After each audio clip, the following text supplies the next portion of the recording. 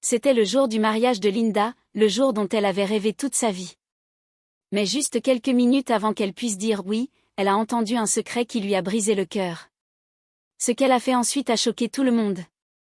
C'était censé être le jour le plus heureux de sa vie, son jour de mariage. Mais Linda n'avait aucune idée que son pire cauchemar était sur le point de commencer. Elle sourit en soulevant les bords de sa robe blanche et sort de sa chambre d'hôtel. Son plan était simple, surprendre David, l'homme qu'elle allait épouser. Elle marchait silencieusement dans le couloir, tenant son bouquet serré. Chaque pas qu'elle faisait était rempli d'excitation. Puis elle s'arrêta juste devant la chambre de David. Elle était sur le point d'ouvrir la porte quand elle entendit sa voix. Il riait au téléphone. Linda sourit, pensant qu'il était simplement nerveux ou qu'il plaisantait avec un ami. Mais ensuite, tout a changé.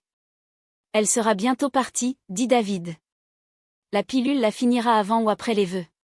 Cela n'a pas d'importance. Une fois qu'elle sera morte, tout ce qu'elle possède sera à nous. Assurez-vous simplement qu'elle prenne une autre pilule avant la cérémonie. Le sourire sur le visage de Linda disparut. Tout son corps se figea.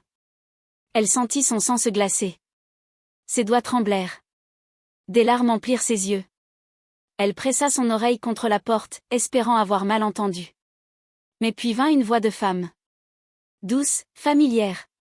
Ne t'inquiète pas, dit la femme. Je l'ai déjà ajouté à sa boisson.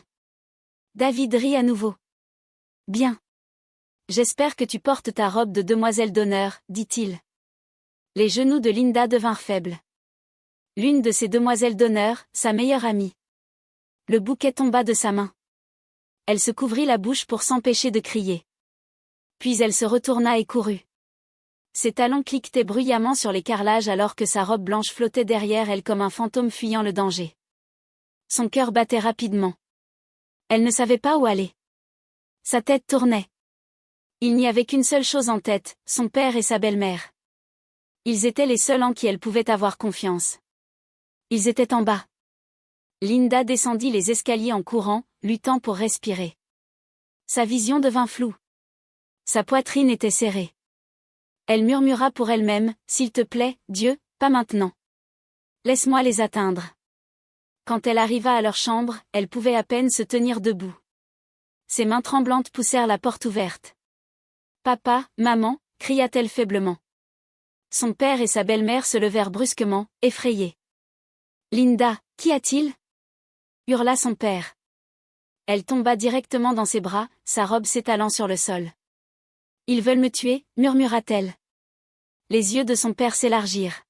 « Qui veut te tuer » Linda essaya de parler à nouveau, mais aucun mot ne sortit. Ses lèvres bougèrent lentement. Puis elle s'effondra.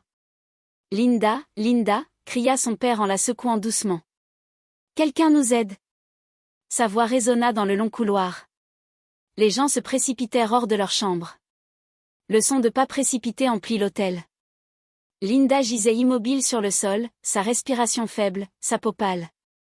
À l'étage, derrière sa porte verrouillée, David riait encore. Quelques instants plus tard, l'hôtel était rempli de chaos. Les invités hurlaient. Les employés criaient. Les gens couraient dans toutes les directions. David sortit en feignant le choc. Il se fraya un chemin à travers la foule et cria « Ma mariée, qu'est-il arrivé à mon amour ?» Il tomba à genoux à côté d'elle, tenant sa main serrée. « S'il te plaît, réveille-toi. Tu m'as promis de vieillir avec moi. » Il pleura bruyamment. Des larmes roulaient sur ses joues, mais elles étaient fausses. À l'intérieur, son cœur était rempli de joie. Tout se déroulait selon le plan. Alors que deux hommes soulevaient le corps sans vie de Linda dans une voiture, sa robe traînait sur le sol. Son bouquet gisait écrasé. Son maquillage avait disparu. Sa peau semblait pâle et froide. David monta dans la voiture et posa sa tête doucement sur ses genoux. Il avait l'air d'un homme brisé, mais son cœur dansait. Le masque de tristesse sur son visage était parfait, et personne ne soupçonnait rien. La voiture s'éloigna de l'hôtel comme un homme fuyant le danger. Derrière eux, le son des pneus crissants emplissait l'air. Le père de Linda, sa belle-mère, ses oncles et de nombreux invités les suivaient dans leur voiture. La longue file de véhicules ressemblait à une triste procession funéraire. Les lumières clignotaient, les klaxons retentissaient, les cœurs tremblaient. À l'intérieur de la fausse voiture, David était assis à côté du corps sans vie de Linda. Il tenait sa main serrée, feignant d'être dévasté. Quiconque le regardait aurait pensé qu'il mourait à l'intérieur. Mais au fond de lui, il ne ressentait que de la joie. Lentement, David sortit son téléphone de sa poche, écrivit un court message. « Félicitations à nous. C'est fait. » Il appuya sur envoyer, s'adossa et sourit faiblement. Un sourire froid, le genre qui pourrait glacer le sang d'une personne. Alors que la voiture entrait dans la porte de l'hôpital, David essuya rapidement le sourire de son visage. Il sauta dehors, criant à plein poumon, « À l'aide! S'il vous plaît, quelqu'un aide-moi! Ma mariée ne respire pas. » Les médecins et infirmières se précipitèrent immédiatement avec une civière. Ils ouvrirent la porte de la voiture et soulevèrent doucement Linda. Sa robe blanche traînait par terre tandis que ses bras inertes se balançaient sur le côté. Sa belle-mère suivait derrière, pleurant de manière incontrôlable. « S'il vous plaît, docteur, sauvez-la. Sauvez ma fille !» cria-t-elle. Le père de Linda se tenait là silencieusement, les lèvres tremblantes. Ses yeux étaient remplis de larmes, mais aucune ne tomba. Il avait l'air d'un homme regardant tout son monde s'éloigner. David était assis dans la salle d'attente avec les deux mains sur la tête.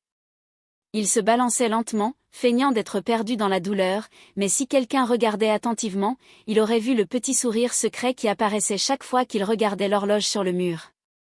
Les minutes semblaient des heures. La salle d'attente était remplie de chuchotements et de prières silencieuses.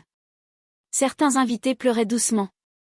D'autres se tenaient sous le choc, fixant les portes fermées des urgences. Enfin, les portes s'ouvrirent. Un médecin sortit, son visage mouillé de sueur et d'inquiétude. Tout le monde se précipita vers lui. « Docteur, s'il vous plaît, comment va ma fille ? Dites-moi qu'elle est vivante » cria sa belle-mère. Le médecin soupira profondément. « Elle est vivante » dit-il lentement. « Mais son état est très critique. Son cœur est faible.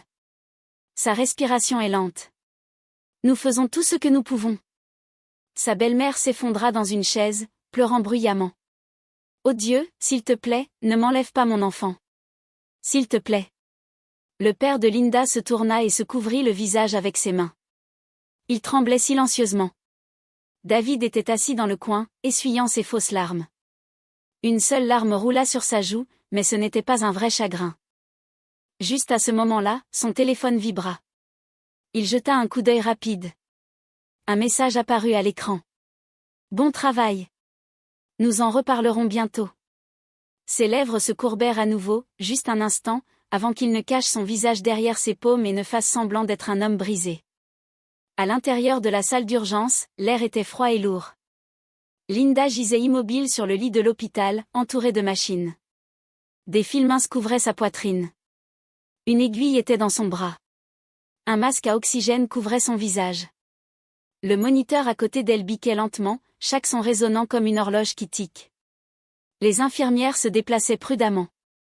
Les médecins chuchotaient. Tout le monde regardait, espérant un miracle. Des heures passèrent. Puis soudain, une infirmière s'exclama, « Elle bouge !» Ils se précipitèrent tous à ses côtés. Les doigts de Linda tremblèrent à nouveau. Puis ses paupières bougèrent. Ses yeux s'ouvrirent lentement. Des larmes roulèrent sur son visage. Elle essaya de parler, ses lèvres sèches et faibles. « S'il vous plaît » murmura-t-elle doucement. « Ne leur dites pas que je suis réveillée. »« Pas encore. » L'infirmière se figea, confuse.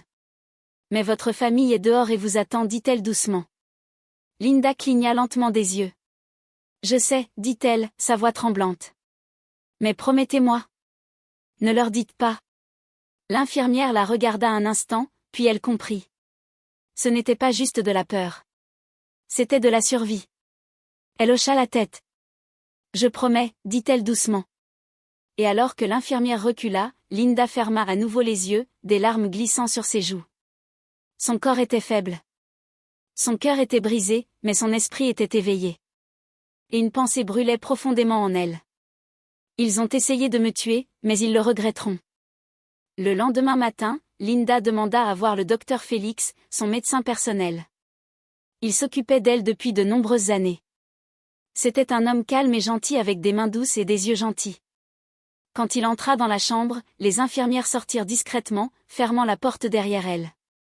Il s'approcha et s'assit à côté de son lit, l'inquiétude écrite sur son visage. « Linda, dit-il doucement. Parle-moi.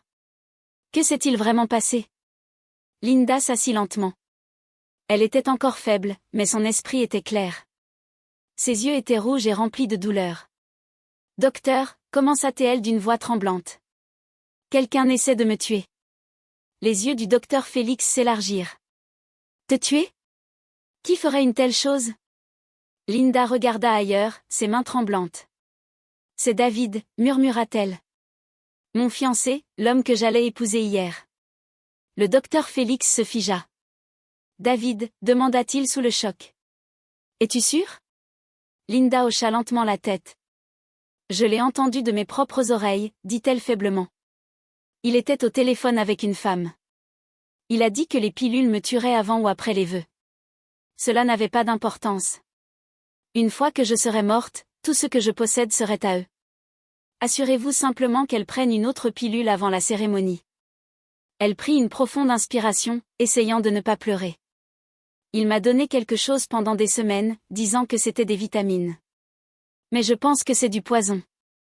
Il veut mon argent, mes propriétés, et je pense que l'une de mes demoiselles d'honneur l'aide. » Le docteur Félix se recula, complètement stupéfait. « Linda, dit-il doucement.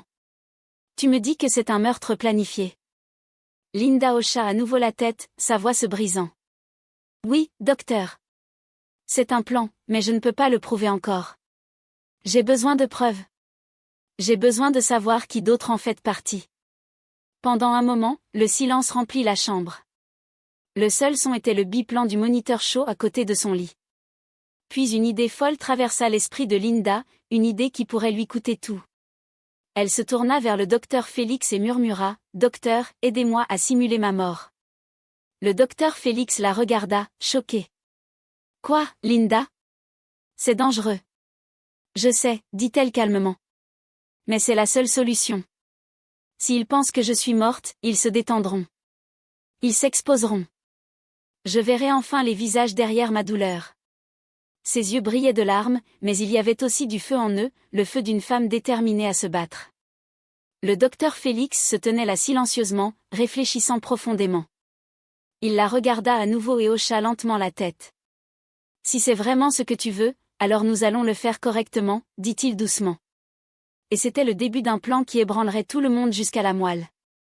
Linda mourrait, mais seulement sur le papier. Le monde croirait qu'elle était partie, et la vérité finirait par éclater. Mais ce que Linda ne savait pas, c'était que les personnes en qui elle avait le plus confiance cachaient des secrets plus sombres qu'elle ne pouvait l'imaginer. Maintenant, avant que l'histoire ne continue, laissez un commentaire ci-dessous en nous disant d'où vous regardez. Si cette histoire a touché votre cœur, n'oubliez pas d'aimer, de partager et de vous abonner pour plus d'histoires émotionnelles. Ce soir-là, la chambre d'hôpital était silencieuse. Les machines biquaient doucement en arrière-plan. Linda était allongée sur le lit, fixant le plafond. Son cœur battait rapidement. « Est-ce que je fais vraiment ça ? » pensait-elle. « Est-ce que je vais vraiment simuler ma propre mort ?» À ses côtés, le docteur Félix se tenait silencieusement, tenant une petite bouteille remplie de liquide clair. Son visage était sérieux. Il avait été son médecin pendant des années, comme un second père pour elle. « Ce médicament ralentira votre rythme cardiaque, » dit-il doucement. « Il rendra votre corps froid, votre peau pâle. Votre respiration deviendra presque imperceptible. Vous aurez l'air morte, mais vous serez toujours vivante. » Linda hocha lentement la tête. Elle ne broncha pas. Elle avait déjà pris sa décision. Toute sa vie, elle avait aimé des personnes qui ne l'avaient jamais vraiment aimée en retour. Elle avait fait confiance à David de tout son cœur. Elle avait fait confiance à ses amis, surtout à sa principale demoiselle d'honneur. Et maintenant, ils l'avaient tous trahi. Elle avait donné tout ce qu'elle possédait, ses maisons, ses terres, ses parts à les personnes qu'elle appelait sa famille. Tout le monde sauf sa mère. La même mère qui l'avait abandonnée quand elle n'avait que 6 ans. Des larmes roulèrent sur les joues de Linda, mais sa voix resta ferme. « Faites-le, docteur, » murmura-t-elle. Le docteur Félix lui jeta un dernier regard, puis enfonça lentement l'aiguille dans son bras. Le liquide froid coula dans ses veines. Sa vision devint floue. Son corps commença à s'engourdir. Son pouls ralentit de plus en plus jusqu'à presque s'arrêter. « Allongez-vous » dit le médecin doucement. Il la posa délicatement sur le lit. Ses lèvres devinrent pâles. Sa poitrine bougeait à peine. Son corps était froid comme du marbre. Il plaça des packs de glace sous ses bras et à ses pieds pour faire baisser sa température encore plus. Puis, avec des mains tremblantes, il sortit son téléphone et passa un appel. Sa voix était calme. « Je suis désolé, elle est partie. » En moins d'une heure, la nouvelle se répandit partout, Linda est morte. Son manoir se remplit de monde. Les employés pleuraient. Les voisins se tenaient dehors sous le choc. Les journalistes se rassemblèrent à la porte. Et puis sa famille commença à arriver les uns après les autres. David arriva le premier, vêtu d'un costume noir. Puis ses frères et sœurs, son père, sa belle-mère, et même sa mère, la femme qu'il avait quittée il y a si longtemps. Ce soir-là, le manoir était rempli de murmures et de pleurs. Le cercueil de Linda était ouvert au milieu du salon. Un linceul blanc couvrait son corps. Des bougies brûlaient tout autour d'elle. Mais derrière ces visages tristes, la cupidité se cachait. Tout le monde attendait d'entendre le testament, l'argent, les voitures, la maison de plage, les entreprises. Ils voulaient tous une part. Puis l'avocat s'éclaircit la voix et parla. La défunte Madame Linda a donné des instructions très strictes. Il a dit que son testament ne serait pas lu avant 10 jours après sa mort. La pièce devint silencieuse. Elle a également déclaré, a continué l'avocat, que son enterrement aurait lieu le 12e jour, et jusqu'à la lecture du testament, chacun de ses proches devait visiter son cercueil seul, une personne par jour, pour la pleurer en privé. Les gens commencèrent à murmurer. C'est absurde, chuchota quelqu'un. 10 jours pourquoi ? Un autre dit avec colère, mais ils savaient tous qu'ils n'avaient pas le choix. S'ils voulaient quelque chose, ils devaient suivre les règles de Linda. Le premier jour arriva. David fut le premier à entrer dans le salon. Il avait l'air soigné dans son costume noir, les yeux rouges. Il se tenait près de son cercueil et se couvrait le visage comme un homme noyé dans le chagrin. Quelques minutes plus tard, Rita, la meilleure amie de Linda et sa principale demoiselle d'honneur, entra discrètement. Elle portait une robe noire. Ses yeux semblaient gonflés de pleurer. Linda pouvait entendre leur voix. Son cœur battait rapidement, bien que son corps restât immobile.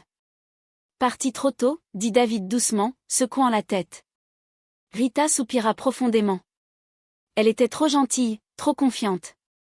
Le cœur de Linda se brisa à nouveau. Elle voulait crier. Elle voulait demander pourquoi, mais elle ne pouvait pas bouger. Pas encore. Puis David fit quelque chose qui glaça son sang. Il tendit la main et prit la main de Rita. Le cœur de Linda s'arrêta.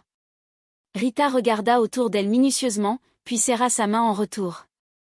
Enfin, murmura David en se penchant vers elle. Enfin, nous pouvons tout avoir. Rita sourit. Je n'arrive pas à y croire, dit-elle doucement. Nous n'avons plus à nous cacher. Linda voulait hurler. Elle voulait se lever et les attraper tous les deux, mais elle ne pouvait pas. Elle devait rester calme. Elle devait tout entendre. Rita se pencha près de son visage, le visage de la femme qu'elle avait trahie, et chuchota. Les pilules ont parfaitement fonctionné. Je t'avais dit que ça marcherait. Des larmes roulèrent sur les joues de Linda sous le linceul blanc. Son cœur se brisa en morceaux. Son mari, sa meilleure amie, tous les deux des monstres déguisés. David ricana doucement. Combien de temps devons-nous continuer à faire semblant ? 10 jours, chuchota Rita, souriant. Après cela, le testament est à nous. David toucha son menton et chuchota, j'ai hâte de t'avoir enfin pour moi tout seul. Rita gigota. C'est drôle, n'est-ce pas ? Linda était une idiote. Toujours gentille, toujours généreuse. Elle n'a jamais vu cela venir. David rit.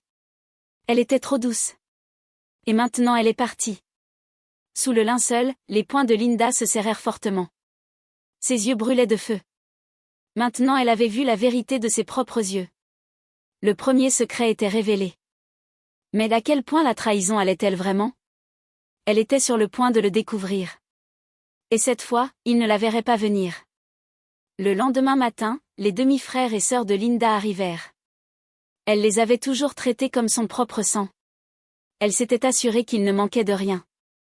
Elle avait payé leurs frais de scolarité, construit leurs entreprises, et leur avait donné le genre de vie qu'elle n'avait jamais eu.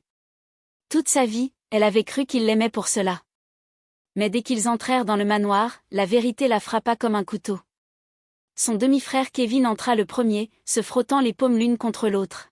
« Je prends toutes ces voitures, dit-il audacieusement, fixant son cercueil. Sa sœur Ella ricana. « Tu peux garder les voitures, dit-elle froidement. Je veux la maison de plage. J'ai toujours voulu cet endroit. » Kevin rit. « La même maison que tu utilises pour toutes tes fêtes sauvages. » Ella roula des yeux. « Et alors ?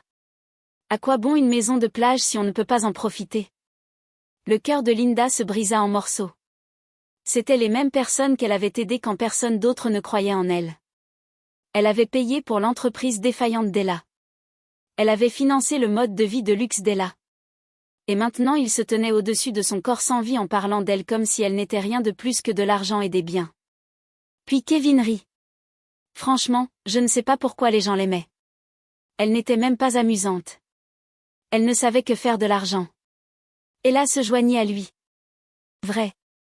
Elle était toujours si sérieuse. Si ce n'était pas pour son argent, je ne traînerais jamais avec elle. » Ils rirent tous les deux bruyamment, le son résonnant dans la pièce comme des couteaux transperçant son cœur. Les yeux de Linda piquaient de larmes. Elle voulait sauter. Elle voulait crier, mais elle ne pouvait pas. Pas encore. Si son mari et sa meilleure amie étaient des serpents, alors ses demi-frères et sœurs étaient des vautours attendant de se repaître de ce qu'elle avait laissé derrière elle. Et au fond d'elle, elle savait que le pire n'était pas terminé. Le 3e jour, son père arriva avec sa femme, la belle-mère de Linda. Monsieur Bernard semblait faible et pâle. Ses mains tremblaient alors qu'il marchait vers son cercueil. Il fixa son visage immobile, les yeux pleins de tristesse. « Ma première-née, murmura-t-il.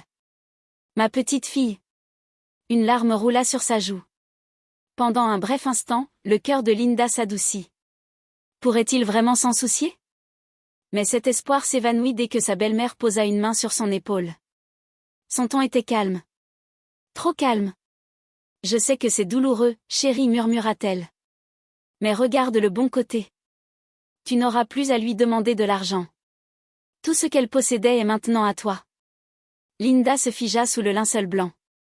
Sa belle-mère continua, baissant la voix. « Elle doit avoir laissé quelque chose dans son testament. Tu es son père. Tu mérites une grande part ? » Son père soupira. « Je suppose que oui. » Elle sourit et hocha la tête. « Alors nous serons bien, dit-elle. » Linda attendit, espérant que son père parle, espérant qu'il dise quelque chose de gentil, quelque chose d'aimant. Mais au lieu de cela, il se contenta de hocher la tête à nouveau. « Tu as raison, dit-il doucement. Après tout, je l'ai élevé. Ce n'est que justice. » Le cœur de Linda se brisa complètement. Son père, l'homme qu'elle adora, l'homme qu'elle avait tant essayé de plaire, n'était pas différent des autres. Il ne l'aimait pas. Il aimait ce qu'elle pouvait lui donner. Ses yeux se remplirent de larmes sous le linceul. Même son propre père l'avait trahi. Le 4e jour, la porte s'ouvrit à nouveau. Cette fois, c'était sa mère. La femme entra lentement, vêtue de noir, les yeux gonflés de larmes. Contrairement aux autres, elle ne regarda pas autour d'elle le luxe ou les décorations en or. Elle ne se souciait pas du manoir ni de l'argent. Elle était venue pour une raison, son enfant. Elle s'approcha et toucha la main froide de Linda, sa voix tremblait.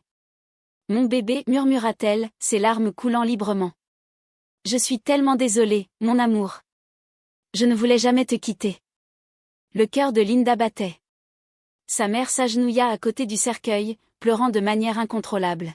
« J'ai tant lutté pour rester, sanglota-t-elle. Mais ton père ne me l'a pas permis. Il m'a poussé à partir. Il a dit qu'il te ferait me détester.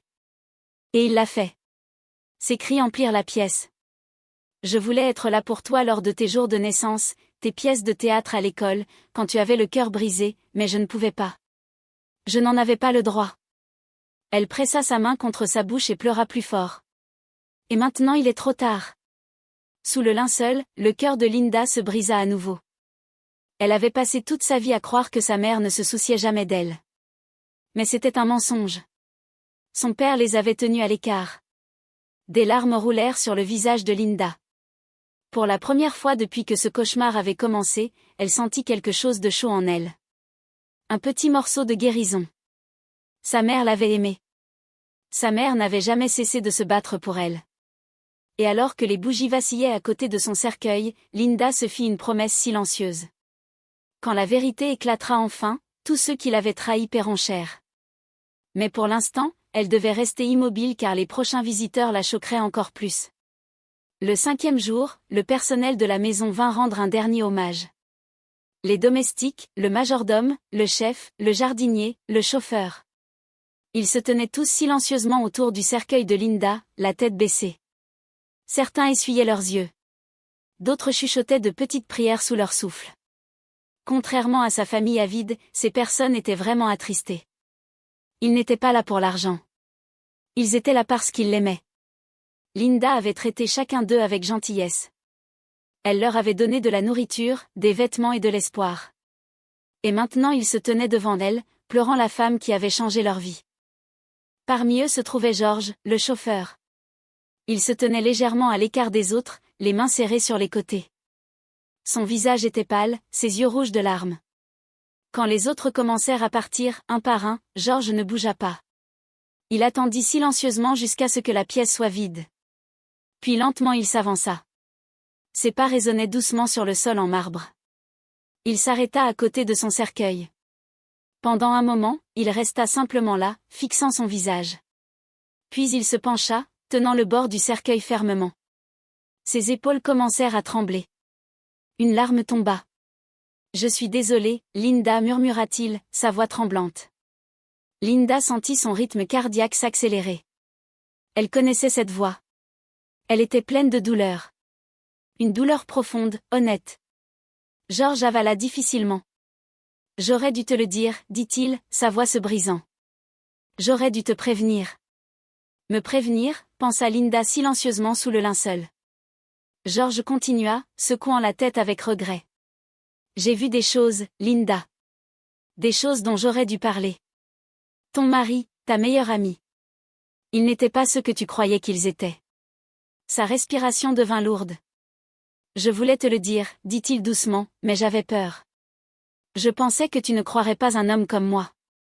Linda sentit sa poitrine se serrer. Il savait. Il avait toujours su la vérité. Puis ses prochaines paroles brisèrent complètement son cœur. Je t'aime, Linda, murmura-t-il, des larmes roulant sur ses joues. Je t'ai aimé pendant des années. Il s'arrêta, respirant lourdement. Dès le premier jour où je t'ai vu dans ce centre commercial. Je savais que mon cœur t'appartenait. Un sourire tremblant traversa son visage. J'ai voulu te le dire tant de fois, mais comment aurais-je pu, dit-il amèrement. Un chauffeur amoureux de sa patronne. Je savais que les gens riraient. Il donna un rire douloureux, sa voix se brisant à nouveau. Alors j'ai fait la seule chose que je pouvais. Je suis resté près de toi. Je suis devenu ton chauffeur juste pour te voir sourire chaque jour. Il posa sa main doucement sur le cercueil. Mais maintenant il est trop tard. Ses larmes tombèrent sur son visage immobile, une après l'autre. Il se couvrit la bouche, essayant de ne pas sangloter à haute voix. J'espère que là où tu es, dit-il doucement. Tu trouves la paix, Linda. Puis lentement il se leva et se retourna pour partir. Ses pas s'éloignèrent alors qu'il sortait de la pièce. Sous le linceul, Linda restait immobile, mais son esprit tournait. Son cœur battait. Pour la première fois depuis des jours, elle voulait pleurer aussi. Mais maintenant elle savait quelque chose d'important. George n'était pas comme les autres. Il l'avait vraiment aimé. Et il savait quelque chose. Quelque chose de grand. Quelque chose qui pourrait tout révéler. Ses larmes roulèrent silencieusement sur ses joues. Elle murmura dans son cœur. George, quoi que tu aies vu, je le trouverai. Et quand je le ferai, chacun d'eux paiera. C'était le 10e jour. Tout le monde arriva vêtu de noir. Leurs visages semblaient tristes, mais c'était tout faux. Leurs larmes étaient sèches. Leur cœur était rempli de cupidité. À l'intérieur du grand manoir de Linda, l'air était lourd. Ils s'assirent silencieusement, se chuchotant les uns aux autres, faisant semblant de pleurer. Mais au fond, ils attendaient que l'avocat lise son testament, attendait de partager son argent, ses maisons, ses voitures, son entreprise, tout ce qu'elle avait possédé. Puis la porte s'ouvrit. L'avocat entra avec une mallette noire et un air sérieux sur le visage. Tout le monde se tut. Il plaça ses dossiers sur la table et parla fermement. Avant de commencer, dit-il. Madame Linda a laissé une dernière instruction. Vous devez tous regarder cette vidéo d'abord. Il se dirigea vers le grand écran de télévision sur le mur, brancha une clé USB et appuya sur lecture. L'écran s'alluma, et ce qui suivit ébranla toute la pièce. Le premier clip montrait David, son mari, tenant la main de Rita, la meilleure amie de Linda et sa principale demoiselle d'honneur. Ils riaient, souriaient et entraient ensemble dans une chambre d'hôtel.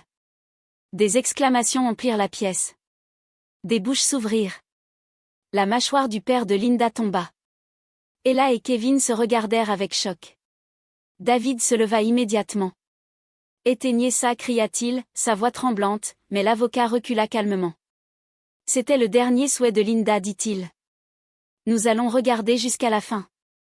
Tout le monde se tut à nouveau. Clip après clip, des rencontres secrètes, des chuchotements, des baisers volés. La trahison était indéniable. Quand l'écran devint noir, personne ne pouvait regarder l'autre dans les yeux. La honte emplissait l'air comme de la fumée. Puis des mots blancs apparurent à l'écran. Mon testament. Et la voilà, Linda, vivante et radieuse, assise devant la caméra. Elle avait l'air forte, confiante, composée. Elle sourit froidement. Maintenant que j'ai vu combien vous m'aimiez vraiment, dit-elle, sa voix imprégnée de sarcasme. Voici mon testament. La pièce devint complètement silencieuse. Le visage de Linda devint sérieux. À mon cher mari et à ma meilleure amie d'enfance, dit-elle lentement. Les deux personnes en qui j'avais le plus confiance. À partir de ce moment, vous perdrez tout ce que je vous ai donné. Des exclamations emplirent à nouveau la pièce. Le visage de David devint blanc. Les yeux de Rita s'élargirent d'horreur.